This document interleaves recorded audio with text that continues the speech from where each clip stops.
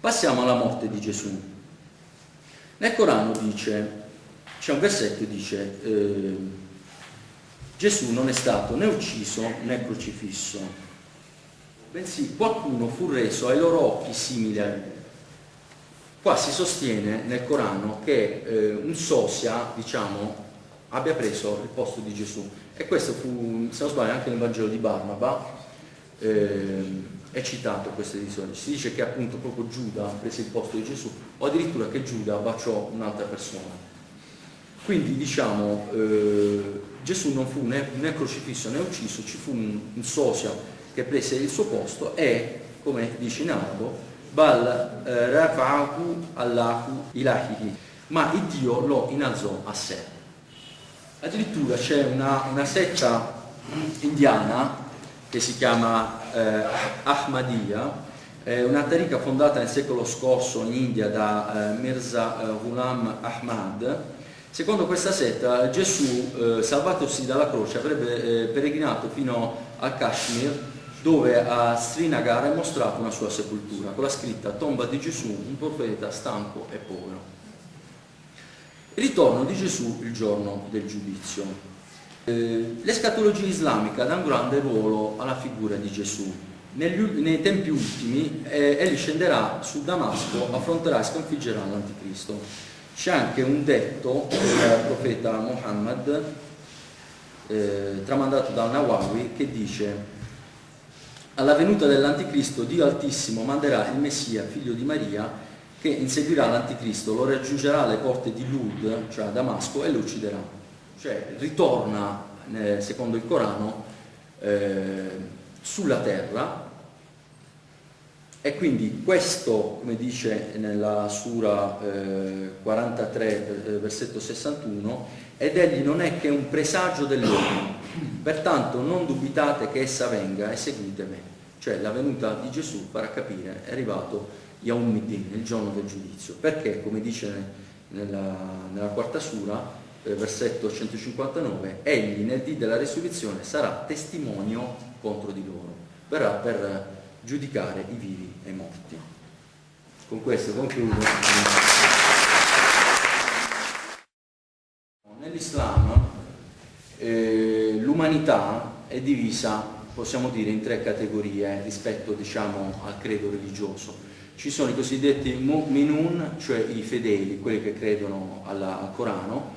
Poi ci sono i cosiddetti dhimmi, cioè coloro che non sono musulmani, quindi non credono magari appunto in Muhammad e nel Dio unico, che però fanno riferimento al libro celeste, come vi avevo spiegato prima, che poi di fatto non esiste perché sono chiaramente i Vangeli e la Torah, eccetera, che però vengono chiamati Ahl al-Kitab, cioè gente del libro.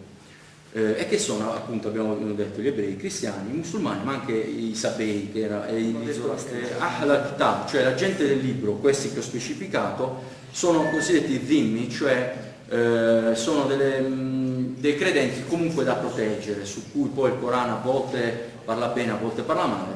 Poi ci sono invece i cosiddetti kafirun, cioè gli infedeli, i famosi infedeli. Queste sono le tre categorie. I kafiruna sono praticamente, nel Corano sono trattati praticamente come dei veri e propri nemici, addirittura si prescrive di difendersi a mano armata. E chi erano storicamente i Kafiruna? Erano i politeisti che abitavano la Mecca, diciamo Hijaz, questa regione, comprendeva tre oasi, diciamo, la Mecca, Yathrib, che poi divenne Madinatu an-Nabi, Medina, e poi Taif.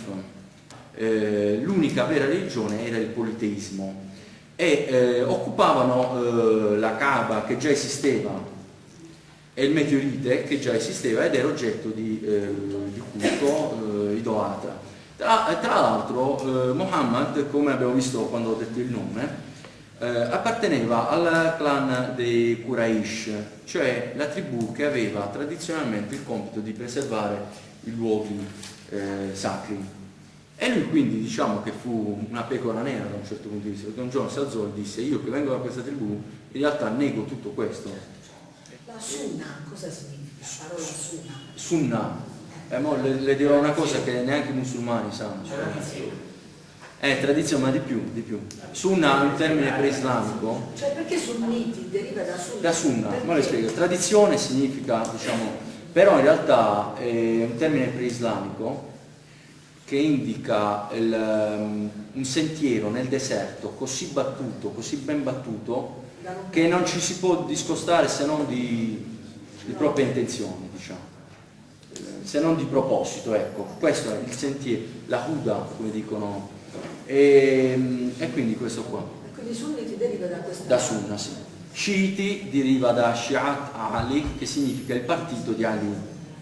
Partito di Ali, la fazione di Ali, che era, come ho detto, anche una persona molto importante perché era cugino del profeta. Ma anche come la parte, diciamo, escatologica, come colui che tornerà l'ultimo giorno, anche questo è molto sentito. Allora, su questo ti rispondo subito.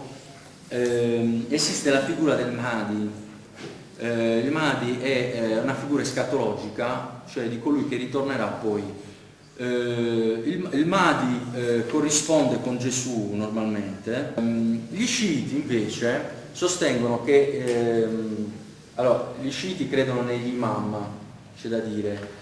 Poi vabbè, là ci sono una serie di fazioni anche là interne, però diciamo la fazione più corposa si chiama Shia, chiamata dagli islamisti orientali duodecimana, perché crede in 12 imam. L'imam lì è diverso, mentre l'imam per gli ortodossi, cioè i sunniti, perché di solito gli ortodossi, cioè, i sunniti l'imam è solo una guida alla preghiera, vai, lui dice Allahu Akbar e gli altri lo seguono. Per gli sciiti è un po' diverso, l'imam è un